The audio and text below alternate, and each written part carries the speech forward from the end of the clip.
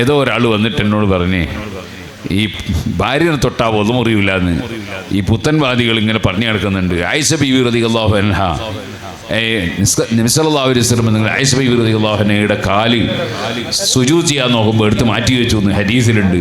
അതുകൊണ്ട് ഭാര്യനെ തൊട്ടാ ഒതുമുറിയില്ല എന്ന് പറയുന്നുണ്ട്. ഏത് വിഡ്ഢിയാണ് പറഞ്ഞതെന്ന് അറിയില്ല. ഞാനങ്ങനെ പറഞ്ഞു പോയതാ. കാരണം ആ ഹദീസ് കാണാത്തവരാ നമ്മുടെ ഇമാമിങ്ങളൊക്കെ. ഇമാം നവവി റളിയല്ലാഹു അൻഹുവിനെ പോലുള്ള എത്ര ഇമാമിങ്ങൾ ആ ഹദീസ് എടുത്ത് ഉദ്ധരിച്ചിട്ടുണ്ട്.